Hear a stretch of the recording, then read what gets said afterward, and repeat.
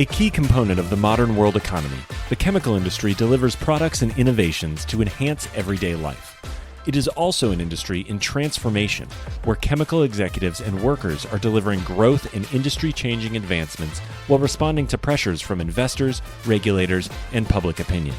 Discover how leading companies are approaching these challenges here on The Chemical Show. Join Victoria Meyer, president of Progressio Global and host of The Chemical Show, as she speaks with executives across the industry and learns how they are leading their companies to grow, transform, and push industry boundaries on all frontiers. Here's your host, Victoria Meyer. Hi, I'm Victoria Meyer, host of The Chemical Show. This week, I'm speaking with Jennifer Sadenwater, Managing Director of ESG Link. ESG is a hot topic, and Jennifer is going to be sharing a lot more about what it is and what chemical companies need to be thinking about and doing as it relates to that. Jennifer, welcome to The Chemical Show. Thank you so much. It's so good to be here this morning. Delighted to have you. So first of all, just tell us a little bit about ESG Link, your company that you guys have started. Sure. ESG Link was founded in 2018. We have the purpose of streamlining the sustainability reporting process. Oftentimes, we see these ESG reports with vast amount of information, and it isn't really useful to investors. So we focus on guiding our clients with disclosing sustainability metrics that are financially material to their business. Our backgrounds are in SEC financial reporting, and so we apply those same methods we would use with the financial reporting process to ESG reporting. And we believe in treating non-financial data with the same integrity that we would with financial data, and in always having an audit trail to support the disclosures. Interesting. All right, we're going to get into some of that a little bit more because I think ESG is an area that, especially since it's gotten so much highlight really over the last couple of years, there's like a lot of people that just frankly don't know much about it. So maybe you could just even tell us, what is ESG? What does it really stand for? And what do people need to know about it? Well, ESG stands for, environmental, social, and governance. But the way that I like to define ESG is connecting people to value that matters. So we know that organizations driven by a purpose or mission beyond profitability alone outperform their competition. So they may have more loyal customers, more engaged employees, and ultimately generate longer term value. So companies can do that and tell their story by publishing an ESG report. And it tells the reality and the whole story of a company, financially and ESG related. It gives opportunities for brand differentiation, attraction and retention of top talent, provides opportunities for innovation, and helps to improve operational efficiencies in some areas. And then oftentimes it gives them the ability to attract capital and increase their market valuation because investors are looking for companies that are considering these efforts in their everyday operations. Got it. So does this tie in? I always think of, when I think of ESG, I think sustainability. And of course, sustainability has a whole wide variety of definitions and I think points of view. Is it the same as sustainability? Is it different than sustainability? The way that I look at it is that ESG are the metrics you can use that are specific and measurable to achieve sustainability. So looking at metrics that address environmental considerations, water, hazardous materials, social considerations, and your overall risk management and governance structure, those are measurable areas that in the long run, you can say we are a sustainable company because we've achieved X, Y, and Z and have progressed over time and improved our metrics in these areas. Got it. That's helpful. So, I'm hearing a lot about ESG expectations and stuff. Are there greater expectations of ESG in certain industries, right? Is this really a consumer products issue? Is it an industrial manufacturing issue? Who cares? And who really cares about the ESG, or which industries really need to be thinking about it? I don't think it's more so on one industry versus another. I think each industry has a different role to play within the ESG realm. and how they're contributing to a better tomorrow. What's different is certain metrics that are material for some companies may be weighted more heavily, like let's say environmental considerations, whereas other industries may have a greater focus on human capital. But all in all, it takes a village to drive change, and every industry needs to do their role in building a more sustainable future or global economy, depending upon what impacts them the most. So we all need to look at it. Got it. And do you see that ESG is having a real impact on investing or investor sentiment? Absolutely. So the majority of our prospective clients are coming to us because of investor requests and demands for more transparency around these ESG topics. We're also seeing trends of ESG information being more closely integrated within financial disclosures. So an example would be the SEC's rules on human capital disclosures that came out in the fourth quarter of 2020. And a lot of what they recommended were very closely or directly related to the types of social disclosures you would find within an ESG report. And this week, the SEC is collecting input on climate change disclosures. They're actually due this weekend on June 13th. So this includes asking the SEC to consider companies to permit them to disclose ESG matters in documents separate from their 10Ks and 10Qs. So what it means is if the SEC allows this flexibility, companies who are already issuing ESG reports would have minimal effort that they needed to comply with potential future SEC disclosure requirements. So I think for a while, ESG was thought of as a fad, but we can clearly see it's not going away and has a high potential to become part of the mandatory reporting process. Got it. So does it tend to apply more to publicly traded companies as opposed to privately held companies? Is that what you guys are seeing? No, I think it's both. Public companies often are having it from their investors, but so are private. They both are, and their boards are driving it. We see it with even private equity. Private equity investors are publishing their own ESG reports, and that's trickling down to their portfolio companies because they want to see what are we investing in. So it's definitely both, and our client mix is definitely a mix of public and private. Got it. And how about from a region perspective? So you've referenced the SEC, which of course is a US-centric agency. Sustainability and a lot of those topics have been bigger in Europe. Is this a global topic? Is this a Western world topic? Is there regional focuses on this? It's definitely global. There's the World Economic Forum, who we've talked about that. We've heard about them. There are standards that are more U.S. focused, which we'll get into, which are SASB. And then there are ones that are more broad and global focused. There's the UN Sustainable Development Goals.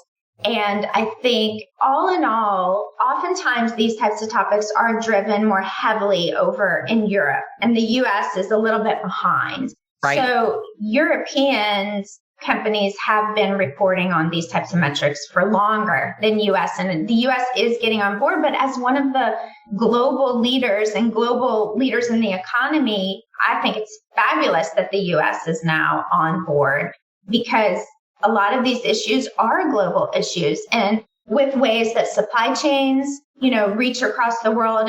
Talking about one of the SASB topics is managing environmental and social impacts of your supply chain. So much trickles down, and it's so cross-functional. It's definitely something that is not region specific. Got it. That's helpful. We'll be right back. At Ecovist, they're accelerating the transition to a sustainability-driven future. Their long history of innovation, expertise, and customer collaboration supports the development of proprietary catalysts and services across their two industry-leading businesses, Advanced Materials and Catalysts and Eco Services. Advanced Materials and Catalysts is a leader in proprietary and customized technologies for polymers, cleaner fuels, emissions control, and circularity. Eco Services is the largest North American recycler of spent sulfuric acid. Ecovist, your catalyst for positive change. So, the other thing that people have asked me about is, when I talked about this topic is, does ESG actually help a company's performance? So if somebody is effective at managing ESG, are they also performing better financially? Well, financially, right? Because I think that's the metric that we use. That's an easy metric to use. But what do you see with that?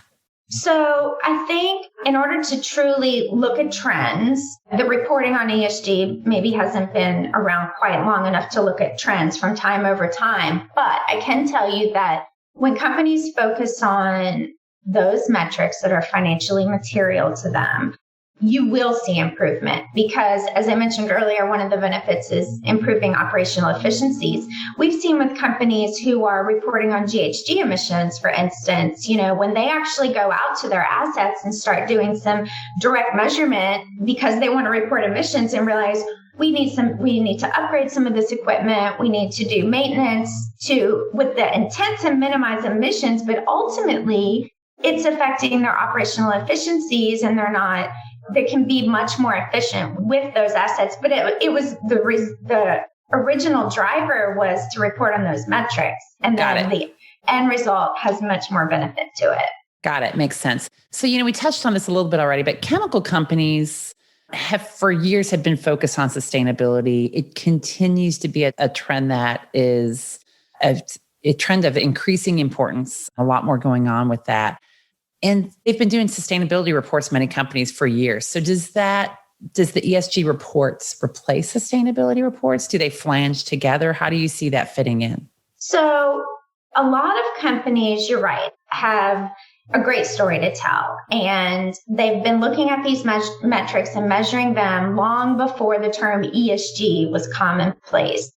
And I think now the focus is on effectively communicating their story in an organized way and using standards that allow year-over-year comparisons so companies can show progress and benchmark against their peers. So I think it's a matter of, if you've been issuing these reports in the past, once you adopt a framework, you can see where the gap is on what you have been reporting versus what the framework is asking you to report. And many times there's quite a bit of overlap. So yeah, I think it's just organizing that and putting it in a way that making sure you're focusing on those metrics that are financially material to your company. Got it. Makes sense. So are there actually reporting standards on this, right? So particularly in the last 6 months or so, it seems like there's a number of what I would consider accounting-based organizations that are trying to either own that space, place standards, claim standards for ESG reporting, et cetera. And then just this week, as we're recording this podcast, I know 2 of the big organizations have announced an intent to merge. So it gives me this question of who's really governing ESG and setting standards?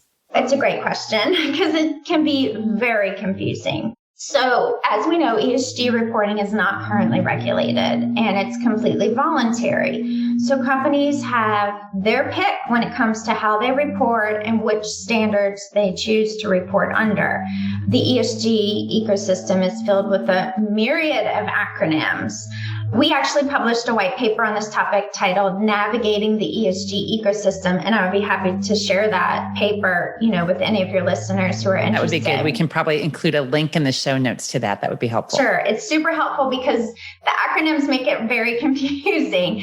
But at ESG Link, we recommend companies report under SASB standards or the standards issued by the Sustainability Accounting Standards Board. The reason being is that SASB standards are industry specific and are focused on metrics that yield the most decision useful information for investors.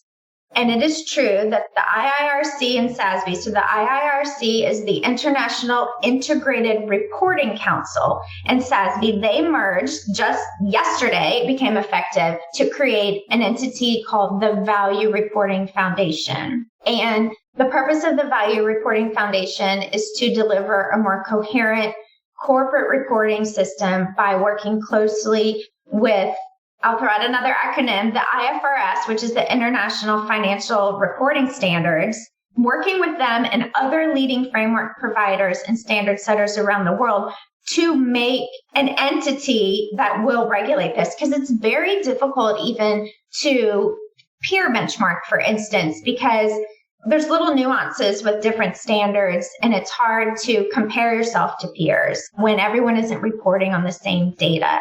But SASB allows for that. And it's also focused on metrics that a company typically already collects.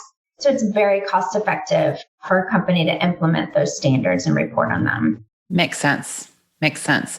So what do chemical companies really need to know or do to start measuring and reporting on ESG?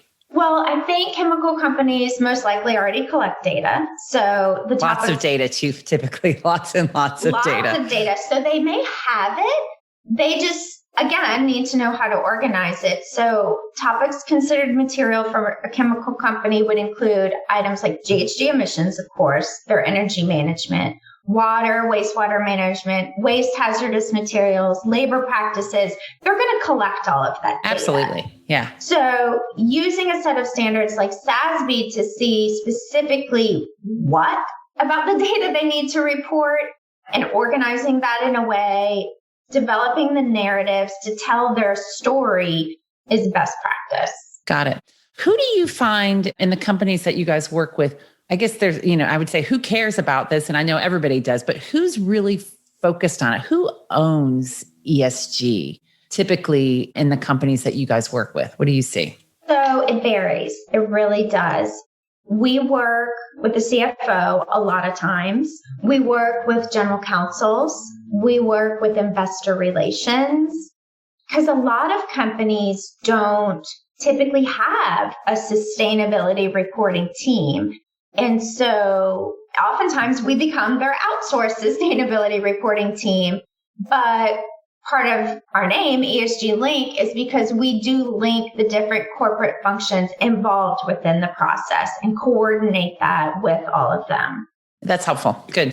So how do you guys so ESG Link, you guys have been doing some great work, I know, with a variety of companies. How do you actually help them navigate the land of ESG? What do you do when you come in and help figure out an ESG report? Yeah, so we use the sustainability reporting process as a guide to help them define their strategy. So many companies believe they need to have a comprehensive ESG strategy in place before initiating their reporting process, but it's not true. The conversations that need to happen when drafting the narratives and collecting and analyzing the data, it reveals both the strengths and the weaknesses around a company's existing ESG practices. And all companies want to identify sources of value where they stand out. And a focus on ESG is a natural way that they can differentiate themselves in the market. And we find that an analysis of ESG information alongside financial information, both internal and external reporting, helps them get a more comprehensive view of the opportunities and risks that are facing them and their industry. They can use that information to increase their value, gain additional capital, better manage risk, position for growth, secure best talent, because a lot of the workforce entering today are very concerned about these topics. And they want to make sure they're going to work for a company that complements their own personal values. So it's a win-win scenario. That makes sense. Well, and I think what's interesting is it sounds like part of the whole process of getting to the ESG report is also a bit of a gap analysis or a risk analysis. So people can, and companies can have an execution plan that they know that they want to improve upon, take action on, et cetera. Yes, absolutely. So, and one of the first steps we do is we'll look at the SASB standards recommended for their industry and lay them out. And we'll go down each one and find out which metrics are you already collecting data on? What does that data look like? And, sometimes a company doesn't have enough data to fully disclose what the metric is asking. And that's okay. That's what we say. That is okay.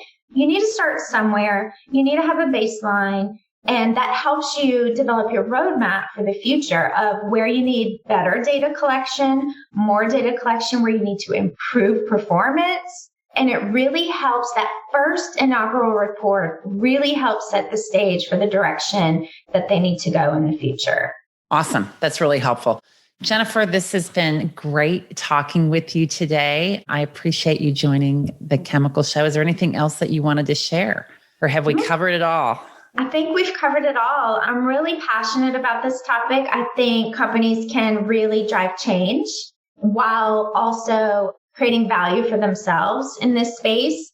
It's rewarding to help those companies often that come just to check the box. And at the end of the project, they realize the value in it. And that is personally satisfying to see that happen. And it's exciting to be part of the journey with them. That's awesome. I love it. I love it. So how can people get in touch with you or get in touch with ESG Link? Sure. They can visit our website, esglink.com. They can drop me an email, jsadenwater@esglink.com, and I'd be happy to answer any questions that anyone has. Awesome. Thanks for joining us. And thank you everyone for listening in on today's episode of The Chemical Show. Thank you. We've come to the end of today's podcast. We hope you enjoyed your time with us and want to learn more. Simply visit thechemicalshow.com for additional information and helpful resources. Join us again next time here on The Chemical Show with Victoria Meyer.